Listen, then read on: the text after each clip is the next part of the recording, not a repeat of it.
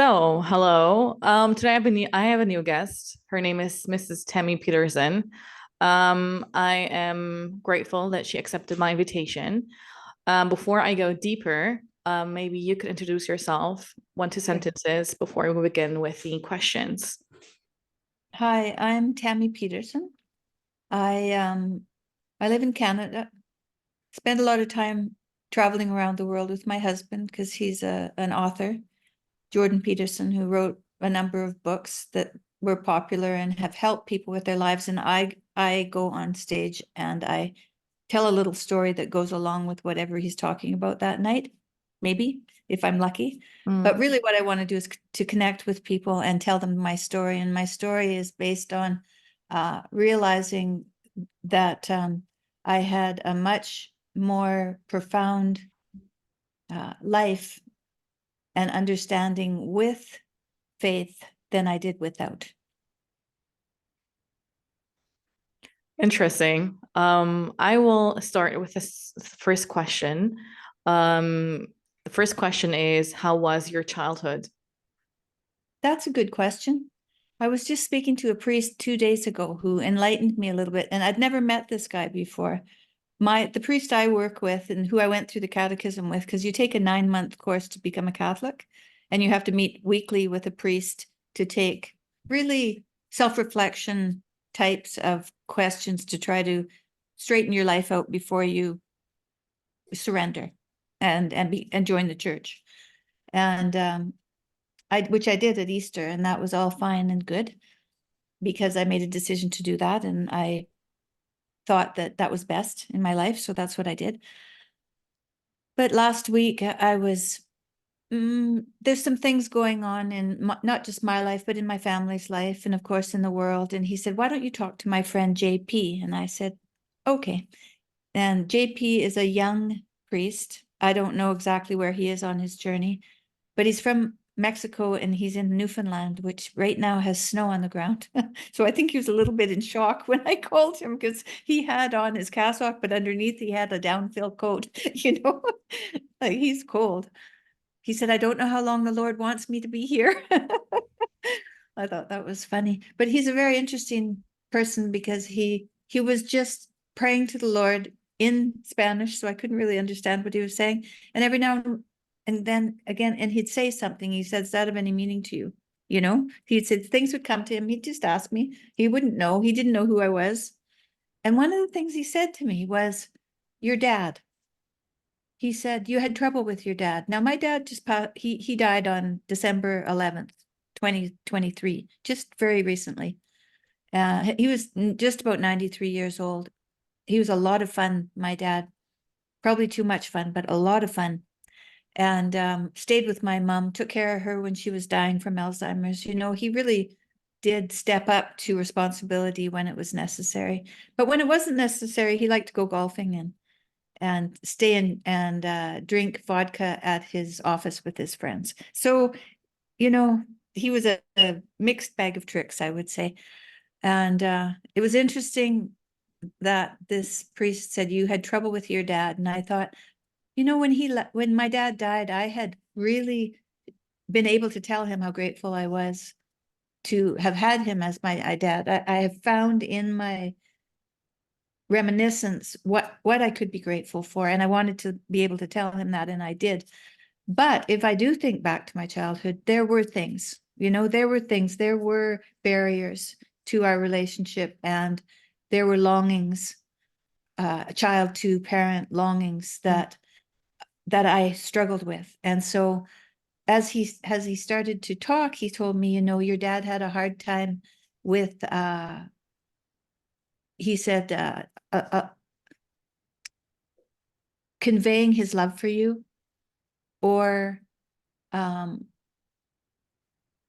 verbalizing his support for you, um, telling him that you were worthwhile. And when he said that, I thought this is very fascinating because it went back to when I had cancer. And I had cancer in 2019. Mm. And after I had cancer, of course, my husband was in the hospital and very ill, and I was better. And doing what I could to rehabilitate. And one of the things I did was I took a course through a online cancer support group, and they had art classes, like art therapy kind of, and these were for people who wanted to maybe clear up anything that had brought them to a place of having this disease. And I thought, well, this would be an interesting experiment. So we did one exercise where she said, now take yourself back to when you were a little girl. And I did. What do you like to do? Well, I like to be outside. I like to be outside in the garden, and I like to pick flowers. Okay, no, draw the flowers. And I had um, colored pencils. Draw. What else did you like to do? I like to catch bees, and I like to find worms and things. I really liked nature. I was very interested in nature. My mom used to go in the garden because she had a vegetable garden, so we were out there a lot. And I loved to be out there, and probably I loved to be out there with my mom, but I found things to do, and that was with nature. And so she said, now I want you to close your eyes, and I want you to imagine that you've done something that you weren't supposed to do. So you got yourself in trouble. You're just this little kid, and I want to know how it makes you feel, I think is what she said. And I thought, not good enough is what I thought.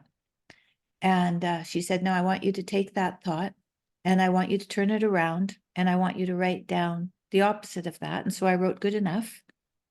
And then she said, now I want you to color around that picture with rainbow colors, like healing colors of that. And that was the whole exercise. But I had never thought of myself as thinking I was not good enough. That was the only time that had come up. Now, a couple of days ago, this priest says you had trouble with actually what he said is, did you have stomach troubles? And of course, when I had kidney cancer, so I definitely had stomach troubles. She said this has something to do with your father. And then he said, your father had a hard time loving you, and or at least showing his love. I don't know if he loved you or not, but showing his love so that you knew you had it, and supporting you, and telling you that you were worthwhile. And so I told him this little story about the art after he was done his prayer. And he said, oh, so then there's another part of it. So then I had cancer. They told me I had renal cell carcinoma, something that's treatable, grows a millimeter a year, doesn't kill people, not to worry. So we continued our book tour, and at the end of the tour, I went back to Toronto and I had surgery. And I thought I was getting better. I was walking outside every day and getting stronger. And then I started to get a pain in my flank that goes down your side. And they said, I went back to the doctor, and they looked back at my biopsy, and they said, actually, that's not what you have. What you have is a much more serious kidney problem that we never see. And it's going to take your life in 10 months. And I thought, oh, and my husband thought, oh, so we were pretty shocked with the news. But I thought, I'm nearly 60 years old. Some of my family members have died young, some of them from cancer. Maybe this is my destiny. So I went home, and my son lived up the street. And I thought, well, we better stop and tell my son what happened. So we went and we told him we had some bad news. And he came outside, and I looked at him, and I told him I was going to die in 10 months. And I saw this terrible pain on his face, mostly in his eyes. It was just mostly deep in his eyes. And I saw this love for a mother, a child for his mother. And which was probably, it was a love I had for my father, because I loved my father. But I guess I never felt like it came back my way. But this came back my way because I looked at him, and I didn't know what happened. I couldn't put into words for months what happened, but when I looked at him and saw his deep love for me, I felt the weight of the world leave my shoulders. And I felt filled with love. And I just told my son, I said, we don't have to worry, because the doctor might have a medical opinion, but God only knows when I'm going to die. No one else knows. Only God knows. And so we're just going to take each day with gratitude. And that's what I did. And that's how I've lived from then on. But little, every, every little moment, now and then, I get another glimpse of what happened. And so a couple of days ago, when that priest talked to me, I thought, oh, so when I was a little girl, I didn't feel worthwhile. Something was missing. I wasn't getting what I needed, I guess, in some way. And maybe that has something to do with some of the trouble that I've had. And there's got to be some reason people get sick. You know, we don't know what it is, but maybe it has something to do with a feeling of maybe not loving yourself like you need to love yourself. And I do feel like some of my cells in my body had turned away from me. And I thought, what happens if you don't love yourself enough? Does God just say, well, you know, there's other people I can attend to. I don't have to attend. If this person doesn't want to attend, is not going to attend. If this person or in every fiber of their body is not going to attend to being in line with what is best or what is up, what is most grace filled, then does your body start to lose the ability to function or to thrive? And so I kind of wondered about that, you know, and so unworthiness, trouble in my stomach, seeing my son, seeing the love he had for me, and then having God come down and telling me I was worthwhile, that I was truly worthwhile. And then living through all of that, you know, every little thing I learn, it just blows me away more and more, not less and less. It doesn't, just because I even think I understand it better, doesn't make it more understandable. It makes it more miraculous to me that could be or might be or is. So that was my childhood, I guess, and my life.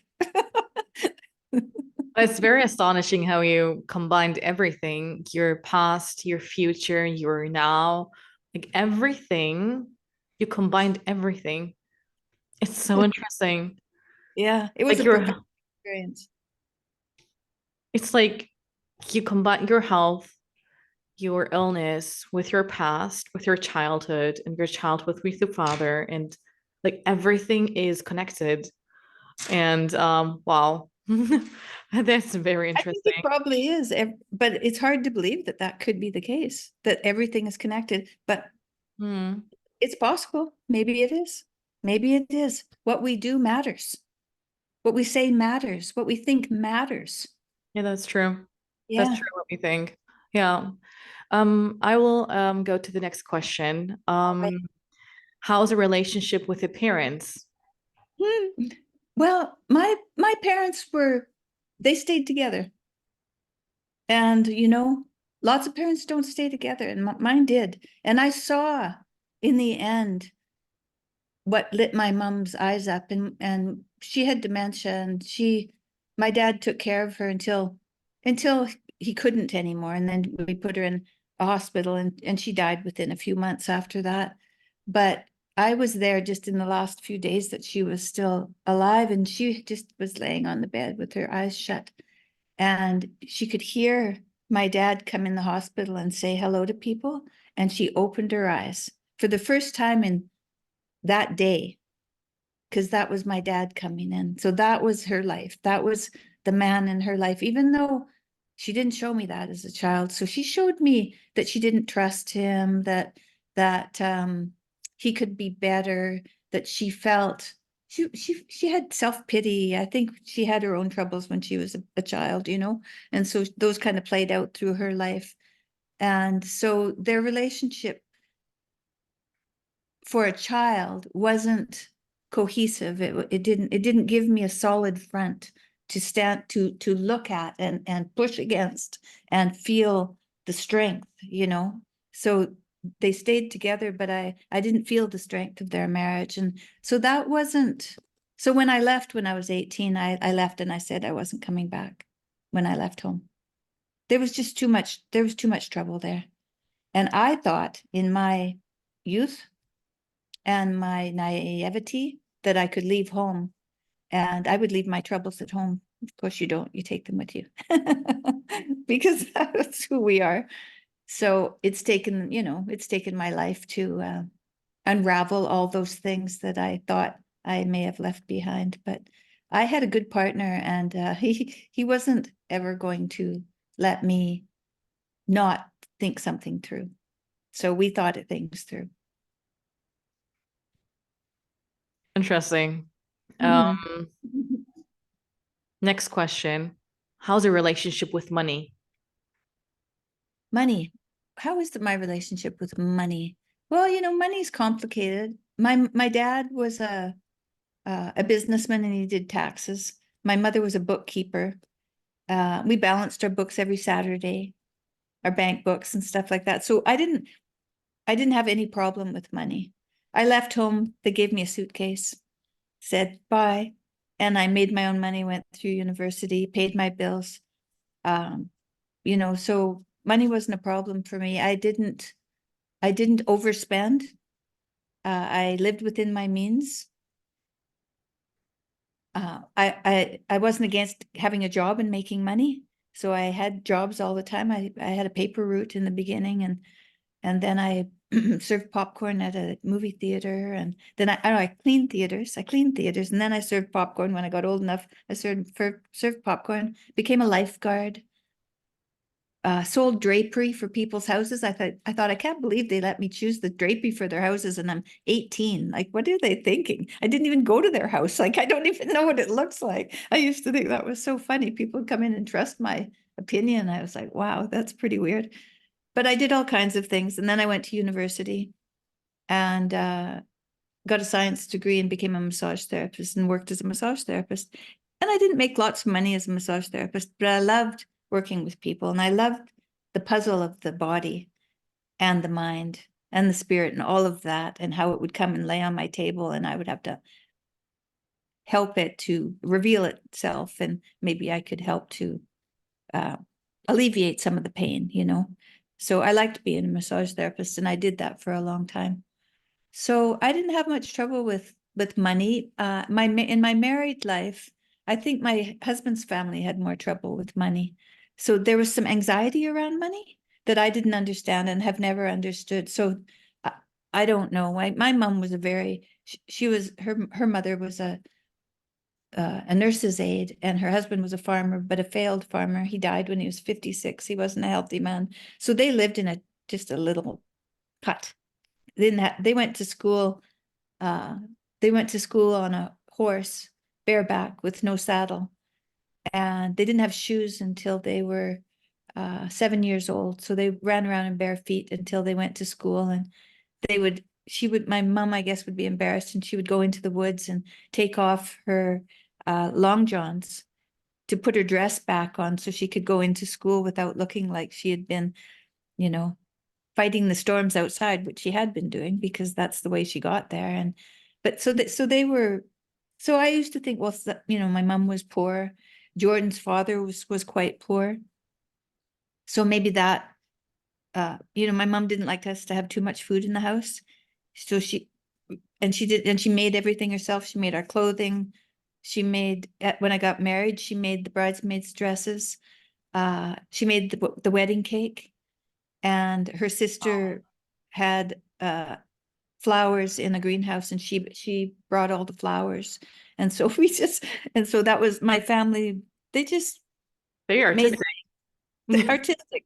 They made things and they did stuff, but they Mm. didn't really worry about money. They just made do and just kept on going. And my sisters too were, one owned a pharmacy. She was a pharmacist, owned a pharmacy, did very well. My other sister was a nurse, became um, had her master's of nursing and became a very renowned nurse in British Columbia. So she did very well. My brother still has his own business. He's a notary, so he works kind of like a lawyer, but it's more written documents for wills and different kinds of negotiations between people. He would do all of that. So we were small business people on my side of the family. On my husband's side of the family, one's a nurse, but she's traveled the world nursing, so she's adventurous. His brother is a lobbyist for the government, but he was a great salesman. He just could have been a salesman because he's a great salesman. He's a very likable person. People would believe that he wanted what he wanted for people. You know, he would be a great salesman. And of course, then there's my husband, who was a university professor. But there was something, and their standard of living was no worse than ours. But there was stress around money there, and there was no stress around money in my family. So I don't know what brings stress It's a mindset, around. maybe? Hmm? Mindset? It's a mindset. I think it is, you know, because there could have been stress in my family. There wasn't. So, but there was in his. How come? I don't know. Something. So I'm fine around money. I guess I've recognized later in my life that if I'm feeling sorry for myself, I might buy myself something to make myself feel better. So I know I do that. And now that I know I do that, I don't do that very much. Interesting. I only eat meat, right? So I can't eat Really? anything because I feel bad. I can't go have some ice cream because I don't eat any ice cream. But I could buy myself something. But now I've decided, well, I don't need to do that either. What I need to do is to go tell someone I need attention and get a hug. And that's a healthy way of getting something when you need something, rather than to get it in material things. Oh, that's beautiful. Um, Next question. I'm going from one question to another. Um, the questions are very direct. What are you afraid of? What am I afraid of? Oh, success, I suppose. Um, something that I have learned since my conversion is that I was not taking advantage of my gifts the way I might. Because everybody has gifts of one sort or another, whether it's communication or expression, artistic expression, or calculation or vision. Or, you know, everybody has some sort of something they're good at. And I've been given a few gifts. I like to sing. So Oh, yeah, I really like to sing. I used to sing by myself with my girlfriend when we delivered newspapers. And we had a little tape recorder and we'd sing songs, just popular songs, you know. And but so and I'd sing when I walk, I sing, and I hum when I walk, which I've heard is good for you because it's good to hum. It's good just to breathe and hum. It's good for your system.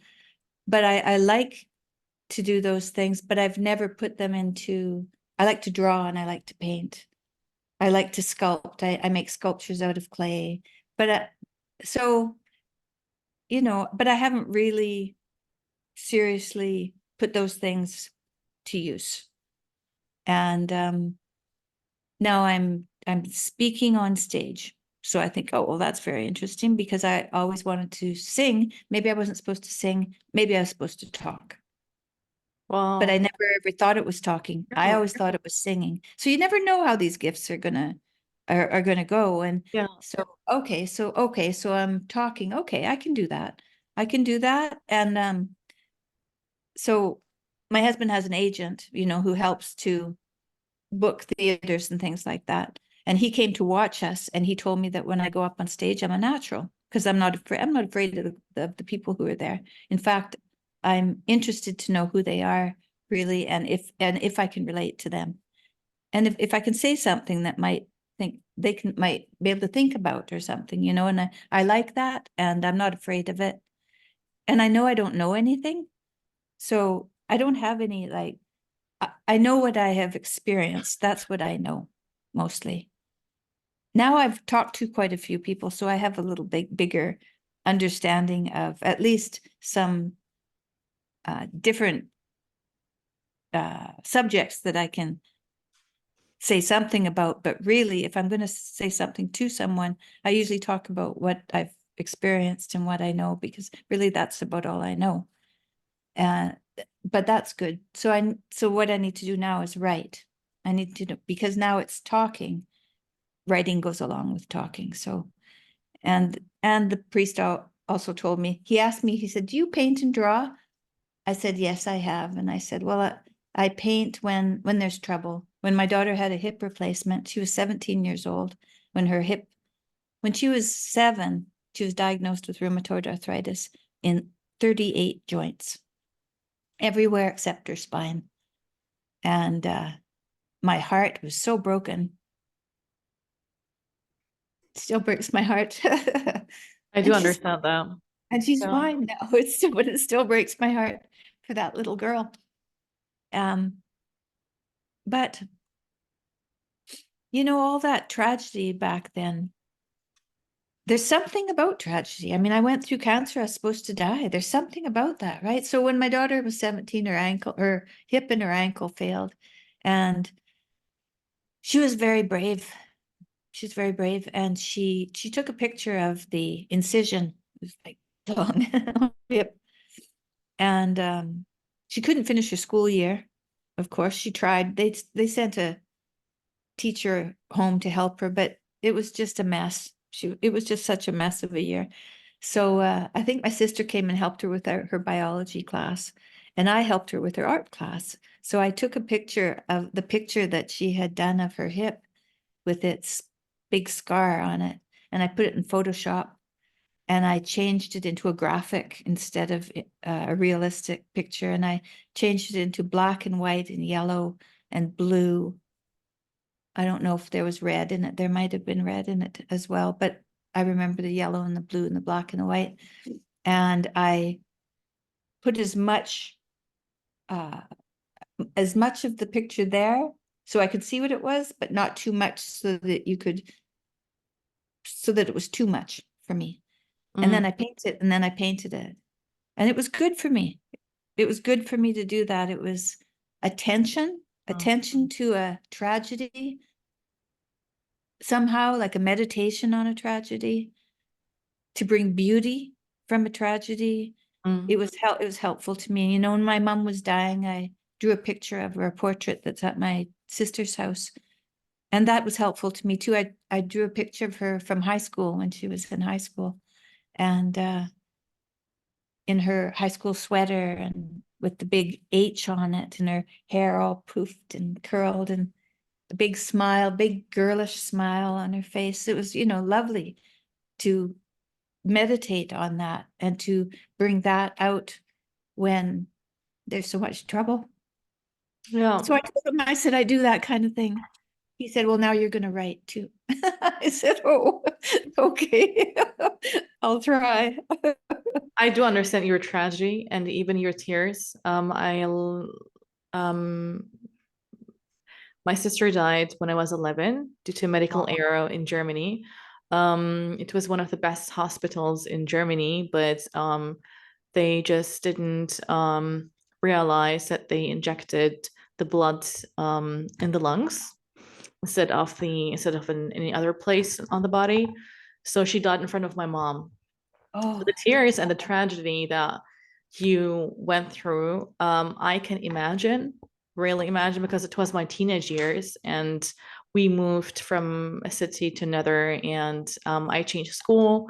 I was born and raised here in Germany, but the tragedy, everything is just implanted in my brain, and it's just I really understand everyone who has lost a family member or went through a tragedy.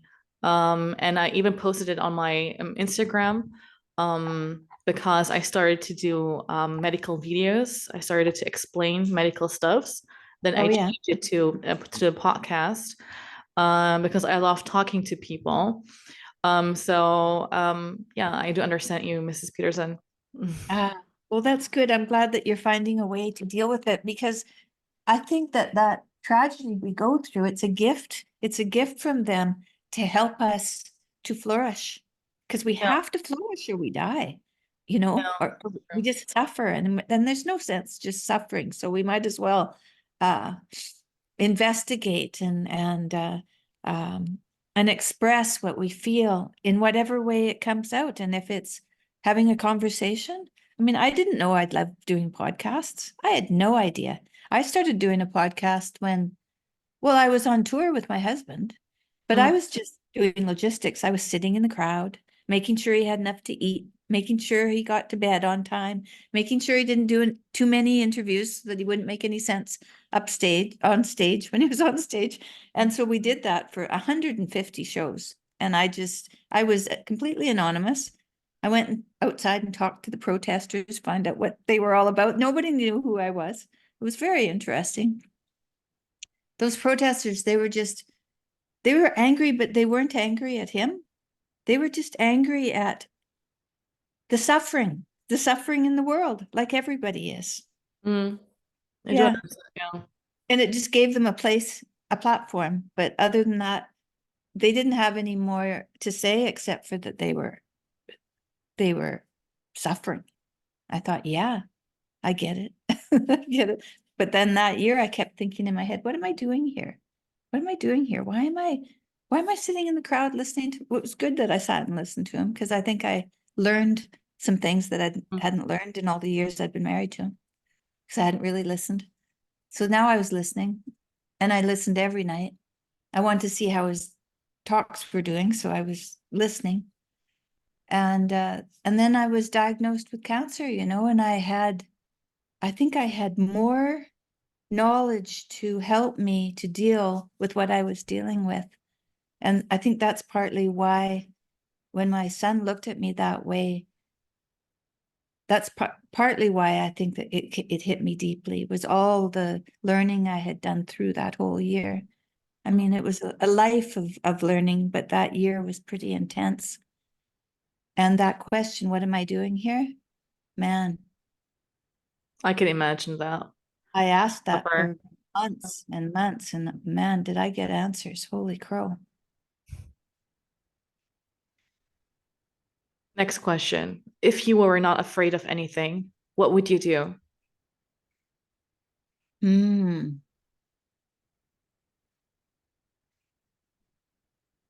Well, if I wasn't afraid of anything, then I would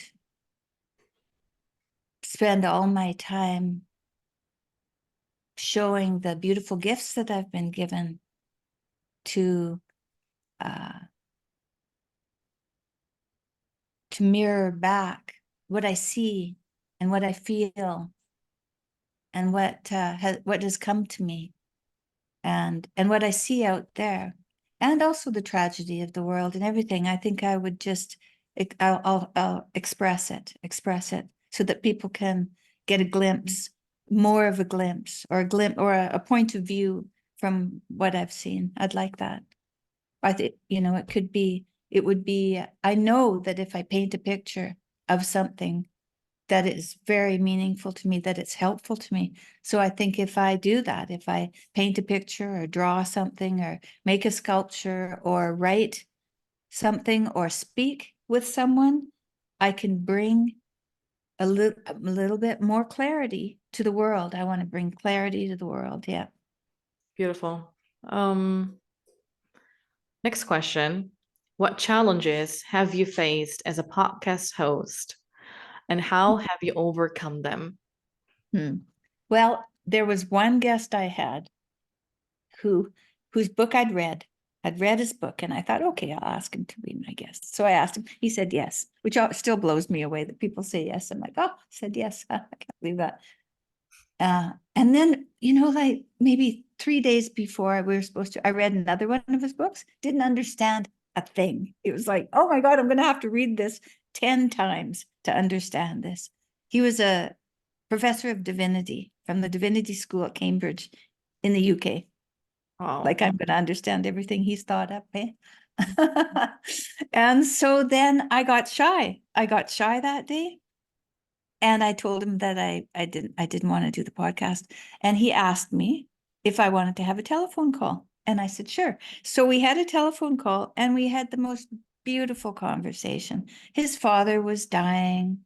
he was the oldest son, and he's older than me. He's not a young man anymore. And he was talking about the farm that he was now going to be like in charge of, and all of the decisions he was going to make, and how challenging this all was for him. And it was a beautiful conversation. And I had said no to it because I felt like I had to know something, but now I know. I don't have to know anything. And when I come away from a podcast, I often feel that whatever I've done is inadequate. I often feel that way. I don't often feel like, oh, I nailed it. And I don't feel that way. I just feel like, well, I don't know what I feel like.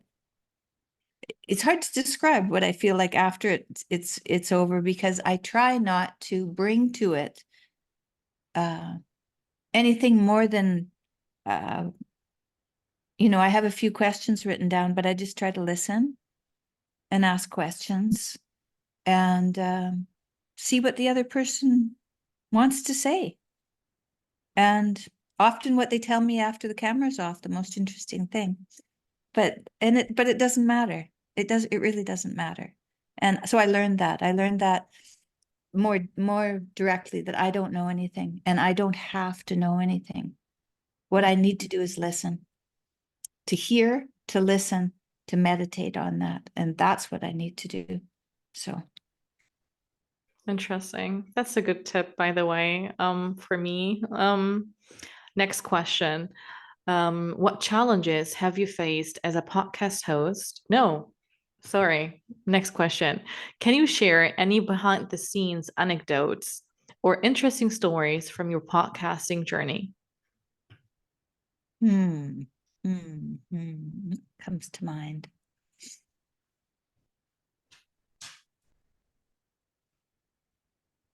I don't know if I have any stories about that. There are probably some. I guess, well, I have a podcast. My daughter has a podcast, and my husband has a podcast. And my daughter started a podcast because my husband was super sick and we didn't know what to do about it. And she started a podcast to talk to doctors because she wanted to find an answer to his troubles. And so that's really why she started a podcast. It was like, we need answers. He's dying and we need answers. And I know there's answers. I just don't know where to find them. So she was certain there were answers, but she didn't have time to read through all the literature. So she just tried to find people who knew what was going on. And so that's why she started a podcast. I think that's very interesting. My husband, why did he start a podcast?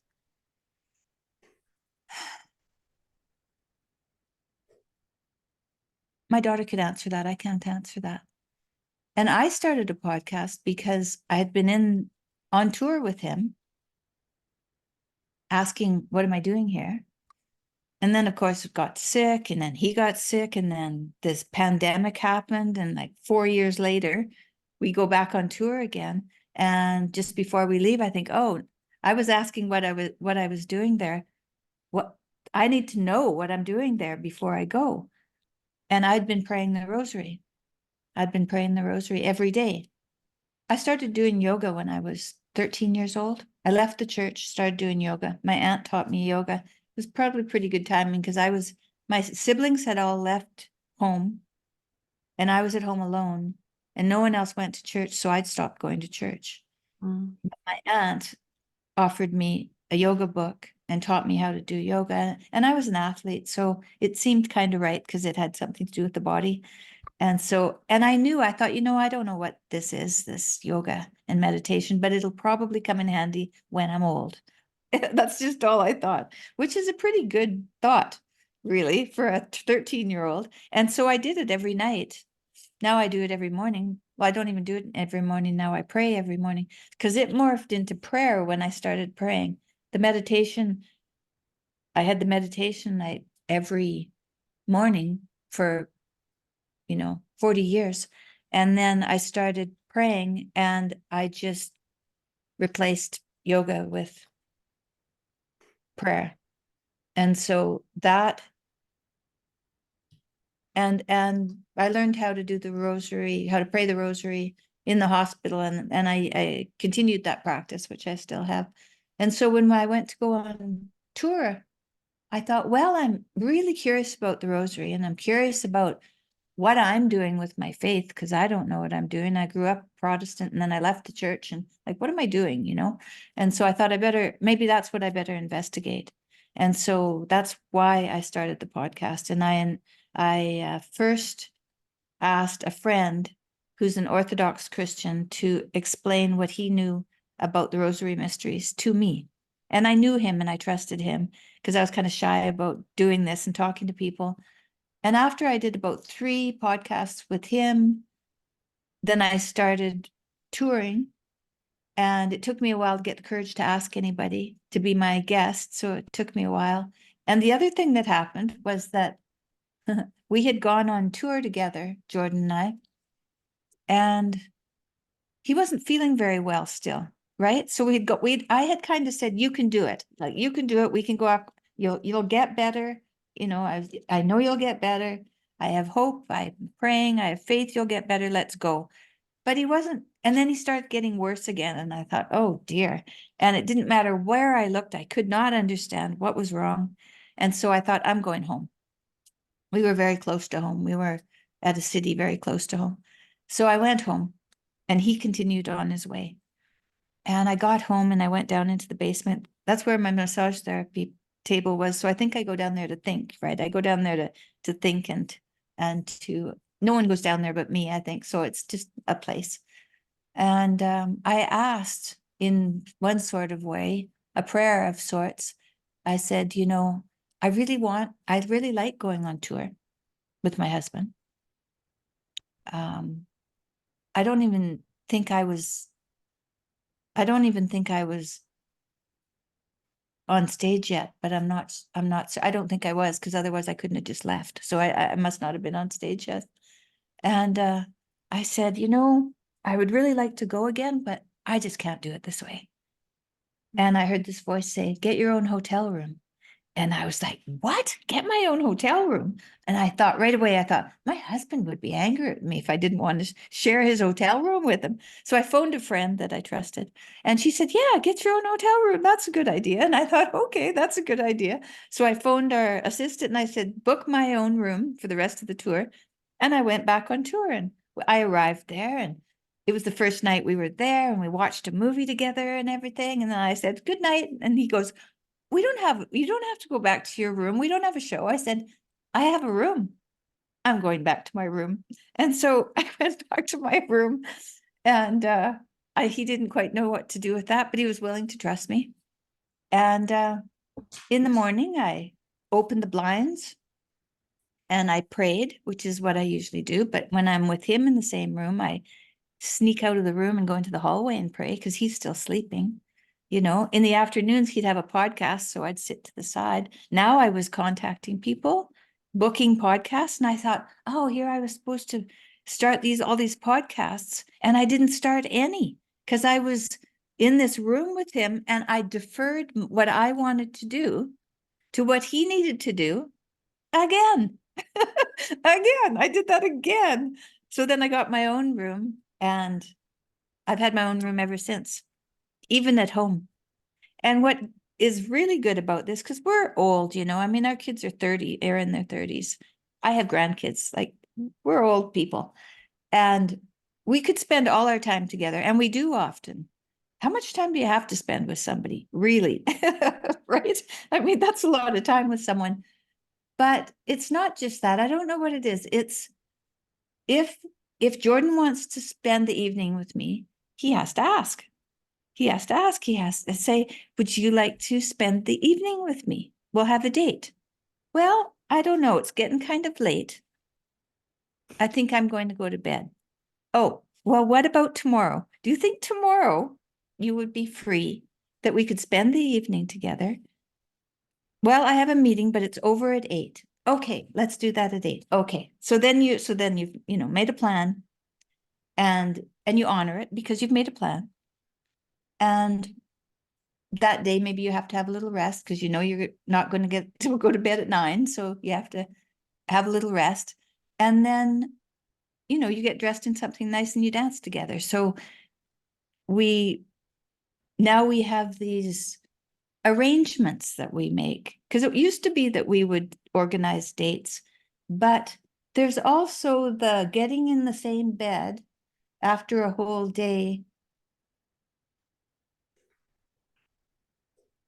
There's understandings that you have to, there's assumptions and expectations and things that go along with sleeping in the same bed that aren't, they're not vocalized. So you don't actually know what the other person is thinking. When you have different rooms that you're sleeping in, you have to talk to one another. Mm. I'm kind of tired tonight. I'm going to bed at 9. Okay, good night. Will we see each other tomorrow? Yeah, tomorrow's better. And then it's like there's no guessing, there's no wondering, there's no I'm going to bed because I don't think he loves me. There's none of that anymore. None of that. And I don't know how long ago I should have started doing this, but this is when I did it. So, but it's working out very well. And it gives him time when he gets home after the show, because he gets home later than me, he can kind of unwind. He doesn't have to be quiet. There's not somebody trying to sleep in the bed when he's there. He can watch something on TV or whatever he wants. And he's not going to interrupt anybody's, and he can sleep in the day. He can do whatever he wants. He can go do something I wouldn't allow him to do. I don't know what he's going to do, but he can do whatever he wants to do. And he's got that freedom. But then really what he wants is to have me there. But he knows that that can't be. So he's willing to make an arrangement with me so that he knows it's going to happen. And that's enough. And that seems to work. And I don't know why exactly, but it really seems to work. I love it how you plan together dates and arrangements. I'm not married yet, but it's Uh-huh. just it's very beautiful. You even have videos on YouTube about marriage, which Yes. is very interesting to watch. Um, I will watch them. So to learn because your relationship between you and your husband is very beautiful, and I think we all can learn something from it. I think so. We've Yeah, been through a lot, Jordan and I. yeah. And we knew each other when we were 7 and 8 years old. So we were children friends. We're good friends when we were little. Wow. And Yeah. yeah, and then we were the same age, so I grew up quicker than him. So we didn't have much to do with each other from about 13 to 18. I had a different friend group than he did. And then I left home and went quite a long ways away from home. And then it wasn't till we were in our mid-20s that he came out and lived near where I was and phoned me. And I found out he was there. And by then I thought maybe he was marryable because he seemed to be getting his life together. I looked to see, how's his health? How's his hygiene? How's his faith? How's his education? What do his prospects look like? I looked at all these things and I trusted him. If I was going to have children, I trusted him. And I thought, yeah, he seems marryable. Just when the other girls were starting to notice him, I married him. Oh, that was my joke on him. Next question. If money is guaranteed for life for you and your family and your generation after you, but the condition is you have to choose a job, what would it be? Mm. Well, the one job I have right now that I couldn't give up would be grandmother. Mm. So I love these little babies. And I want to know that I want to do what I can to help them to thrive, you know? It's not really so much that my kids need help, I don't think. I mean, they're doing all right. It's not that I want to go take over their house, although I could do that. They probably wouldn't let me anymore. And we probably wouldn't get along as well if I did. I don't know. We travel a lot, so I'm not home very much. And that's a sacrifice that we've both had to accept. So we see our families in fits and starts. We don't see them continually day after day. And so I think the one thing that I would do that I imagine will happen in the next while is we'll stay home more, and I'll be able to see those little kids grow up. That'd be really very cool. It'd be very cool to see them grow up. Mrs. Peterson in one word.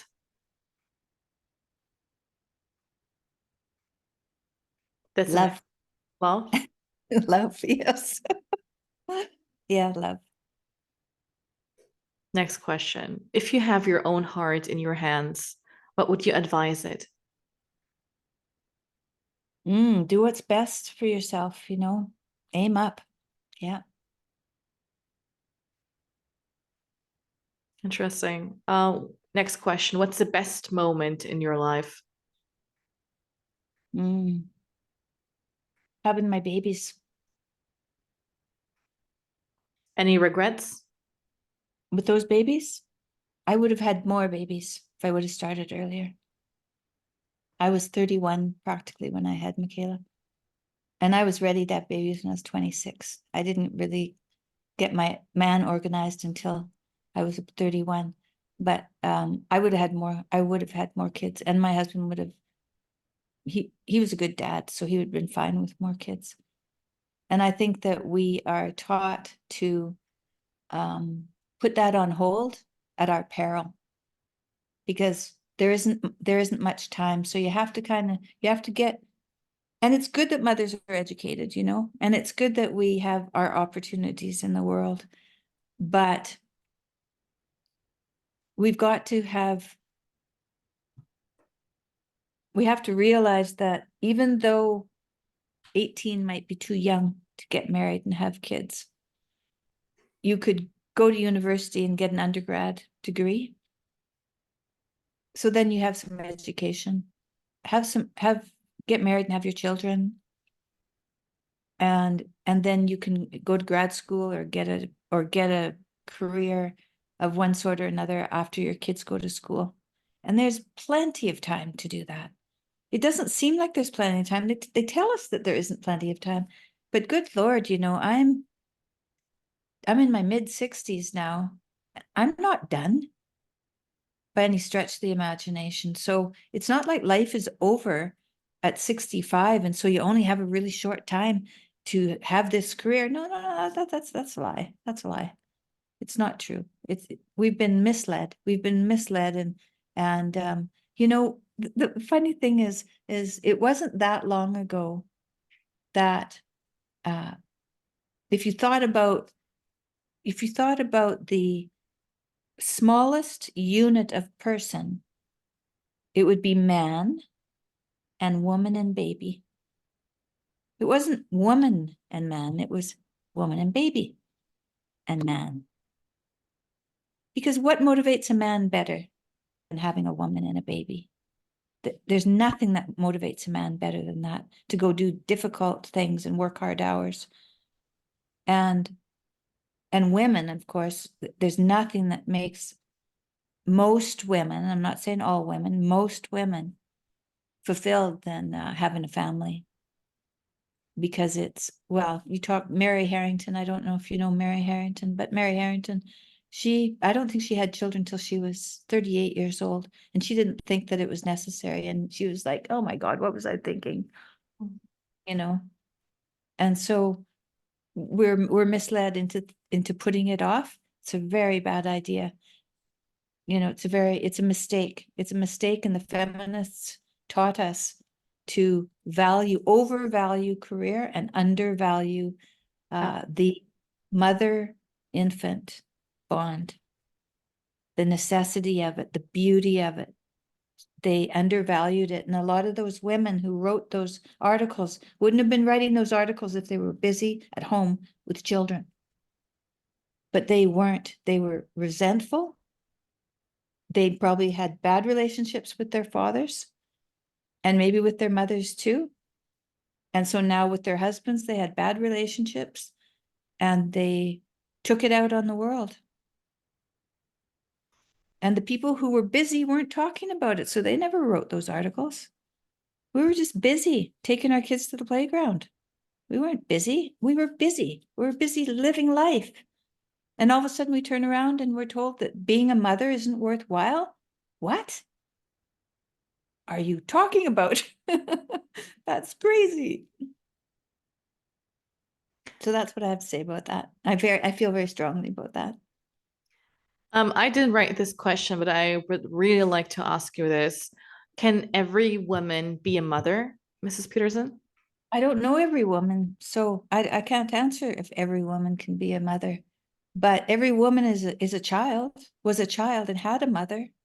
Mm, And some of those relationships are broken. All of them are broken to some extent. My relationship with my mother was broken. So my relationship with my child was broken because of my relationship with my mother. But I faced my brokenness, you mm. know? So, and there's a lot of information out now. There's lots of people who are talking about these things. If you want to be a mother, go out and go out and find a man who is willing to put up with you and be grateful for it and tell him that you're not perfect, obviously, and that you're willing to learn. Mm. But finding a man who puts effort I think in our generation, or from my generation, is hard. I think I me and think my so. friend, um, Well, they haven't been told that they should uh, get all their faculties together and strive on up there. They haven't been told that. They've been told everything you do is bad for the patriarchy. You're just all your striving is bad. Well, what do you think is going to happen to men if they do that? And then if they don't have any wives and babies, who are they going to work for? There's nobody to work for. There's no incentive there.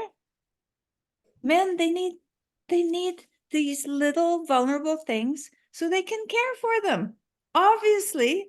And I don't care what people think of that. It's just so common sense. It's such common sense to think that. It's beautiful. It's biblical. It's lovely. And it is lovely. It's the lovely to experience it. last question, Mrs. Peterson. What makes you you?